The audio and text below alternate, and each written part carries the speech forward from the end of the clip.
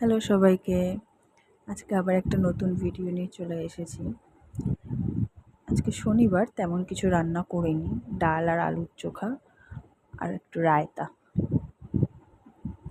আমি তো ডালে এইভাবেই ফোড়ন দিই। মুসুর ডালে আমার রাঁধুনি না ফোড়ন দিলে ভালো লাগে না খেতে। আর রসুনটা আমার মুসুর ডালে খুবই ভালো লাগে। তোমরা ওইভাবে খেয়ে দেখো, আশা করছি ভালো লাগবে। আর আর আলুর চোখায় তো শুকনো লঙ্কা আর পেঁয়াজ ভেজে দারুণ টেস্ট লাগে। আমার মাকে দেখেছি যে কাঁচা লঙ্কা ভেজে দেয় পেঁয়াজের সাথে, তবে আমাদের এই বাড়িতে সর্ষের তেলে শুকনো লঙ্কা আর কাঁচা পেঁয়াজ ভেজে আলুতে মাখানো হয়। খুব সুন্দর লাগে খেতে। আর আমি অন্যদিন দইতে এইভাবে শসা কেটে দিই না, আজকে এইভাবে দিলাম।